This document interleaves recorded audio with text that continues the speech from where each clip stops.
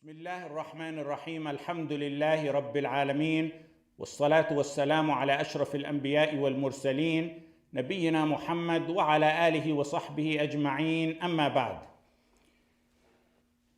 The third cause of istighfar which we'll take today is الذنوب الوجودية الظاهرة, apparent existential sins. In that term that he titled it, Sheikh Nasr titled it under الذنوب الوجودية, Ibn Taymiyyah used that term, and that's where he got it from. He used it under the tafsir of ما أصابك من حسنة فمن الله. He said, Ibn Taymiyyah said, إنما يبتلى به العبد من الذنوب الوجودية وإن كانت خلقا لله فهو عقوبة له على عدم فعله ما خلقه الله له وفطره عليه. When one is tested with these existential sins, even though they are a creation from Allah, they are a punishment for those who don't do what Allah subhanahu wa ta'ala created them to do and what He instilled them on. This cause is the most popular cause of istighfar and almost everyone knows it. And when istighfar and tawbah are mentioned, they're generally talking about this cause right here. The author said many limit istighfar to this one particular cause due to their ignorance of the other causes, even though they need istighfar for the other causes just as much, if not more. These are the super clear sins where you find even the fusaq who fall into such sins and they're persistent on them sometimes. They know they did wrong, and if Allah subhanahu wa ta'ala guides them, they know to seek tawbah and istighfar from those sins like killing, zina, stealing, transgression on others, sins of the tongues like namima, tattletaling, making enmity between friends and brothers and sisters or Muslims, obscenity in talking, backbiting, lying. الذنوب الوجودية الظاهرة. الظاهرة, they're clear, they're apparent. And the Sheikh also, that's what he titled it under, but he also referred to it as المحرمات الظاهرة.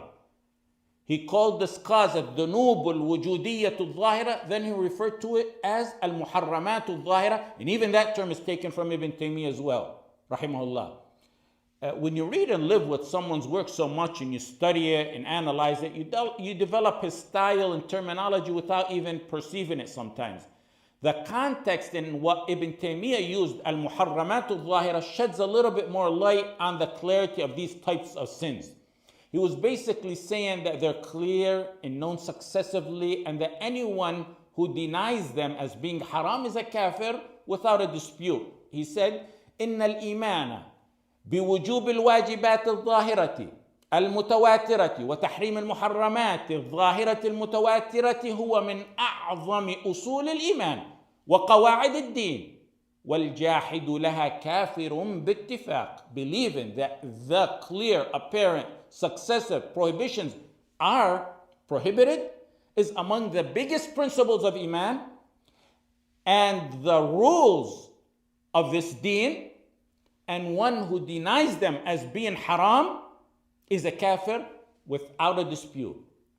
He's saying those who claim, for example, stealing, clear sin, is not haram, he's a kafir without a dispute.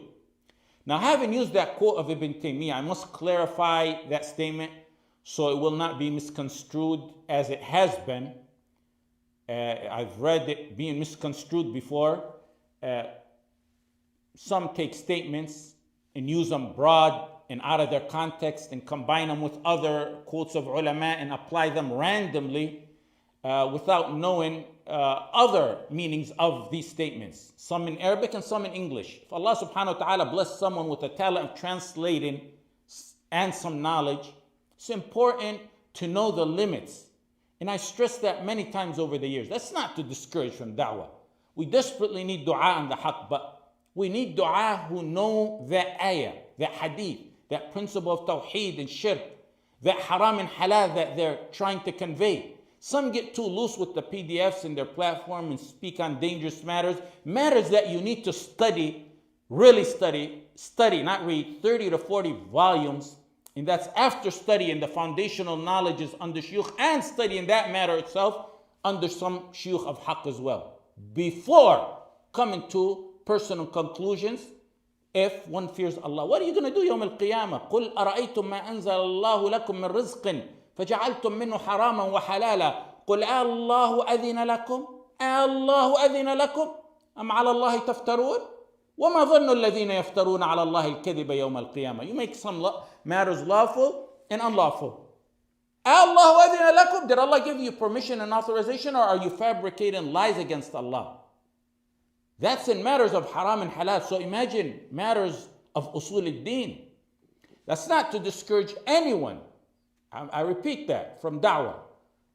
The people are thirsty for the haqq, and there's a drought. But at the same time, one needs to know his limits and abilities, especially in principal matters, so that they will not fall into error and misguide, or be among the ones who said, Allah mentioned in the super major sins, وَأَن تَقُولُوا عَلَى اللَّهِ مَا لَا تَعْلَمُونَ. Abdurrahman ibn Abi Layla said, I met 120 of the Sahaba, each being asked about an issue, then he refers it to the next and the next until it goes back to the first. Ahmed ibn Muhammad al-Iskafi, al-Athram, al-Ta'i, who was a student of Imam Ahmed ibn Hanbal, he said, I would repeatedly hear Imam Ahmed saying, I don't know, in matters that I know he knows the opinions in them. Ibn Abbas and Ibn Mas'ud said, anyone who answers every fatwa that's presented to him is crazy. The quote of Ibn Taymiyyah rahimahullah that I mentioned is saying, one who denies an apparent successive prohibition, a haram, as being a haram, is kafir.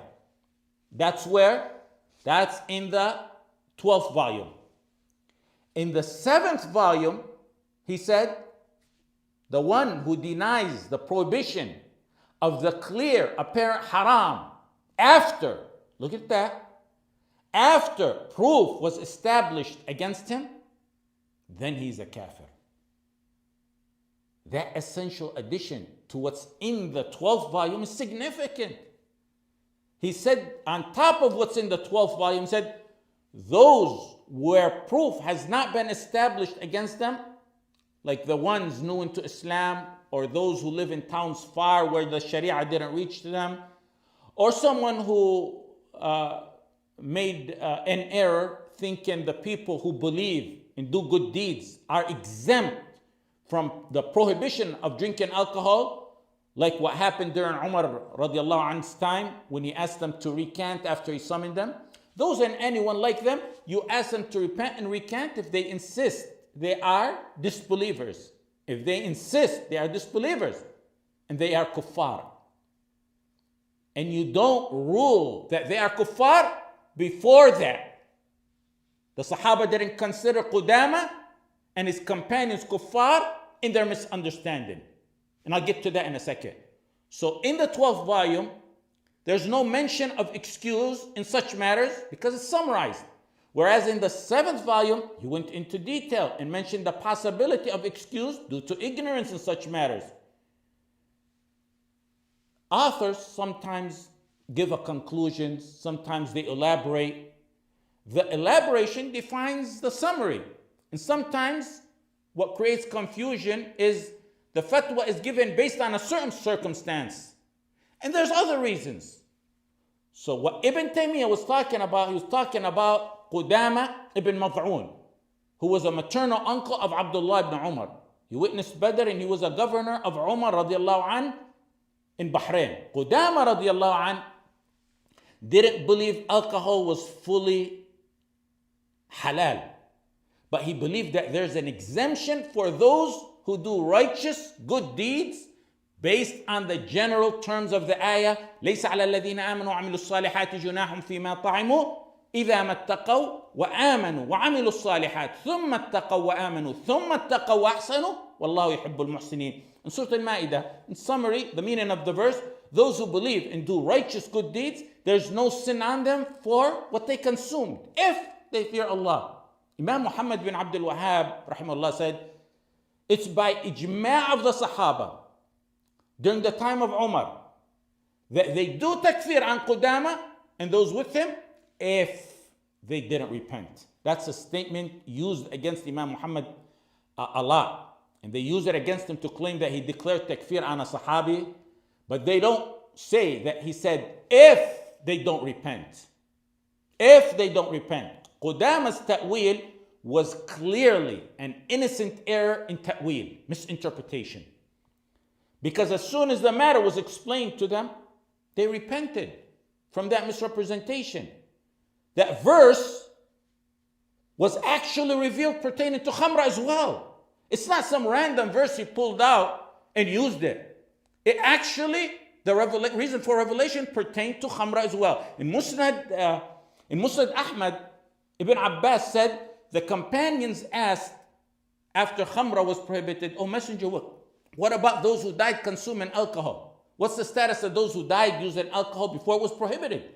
They drank and they died drinking, never repented. Now it's prohibited. What's their status?" So Allah subhanahu wa ta'ala revealed the verse. Of course, the verse is an exemption for those who died consuming it before it was prohibited.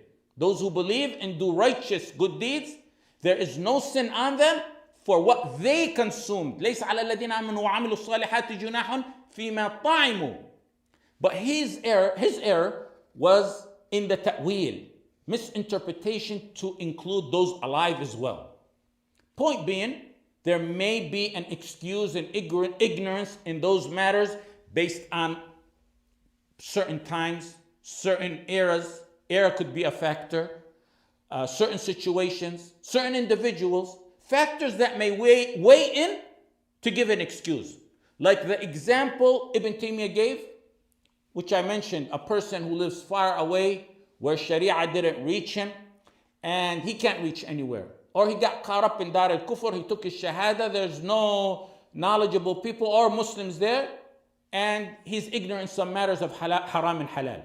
Ignorance that can be removed by learning is not an excuse for falling into haram or leaving an ordained. Ignorance where one sincerely wants to remove it with all that which Allah subhanahu wa ta'ala gave him, but he can't. Ignorance where one can't remove it because the channels and avenues to the truth or the knowledge is not possible. So we took how to combine what Ibn Taymiyyah said in volume 7 and in volume 12. And if I stop here, it's going to be misconstrued even more. So my final point is what I said so far. We're talking about haram and halal. I didn't mention Thauheed, did I? Nor did Ibn Taymiyyah rahimahullah. Haram and halal. Al-wajibat al-zahira al-mutawatira. المحرمات الظاهرة. أصل الملة, the main clear principle matters of Thauheed and Major Shirk, they're on a different level. There's no excuse in that.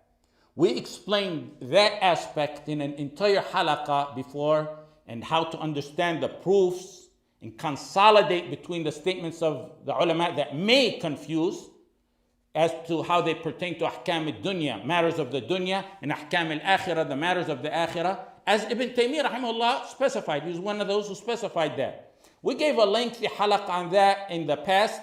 Did you publish it? Did you upload it?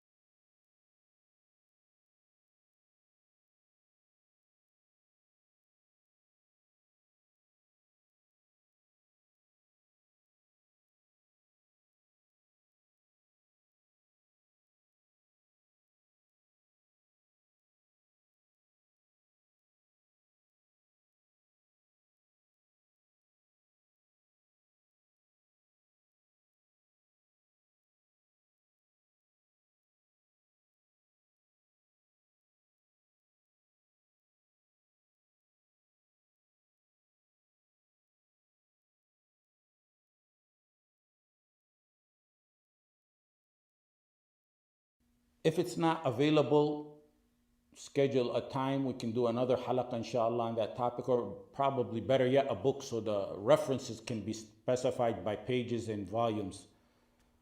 Finally, this cause of istighfar is the clearest, most popular one. Clear, apparent sins. That's the title of it. So nearly everyone knows it. Everyone knows zina, killing, backbiting, transgression is haram. And it's the most popular one. So we'll leave it at that. And we can start the next one, since this was a short cause. probably after Salah, because the Salah comes in sooner these days. Jazakumullah khair. And after Salah, we'll take the next one. It's short as well.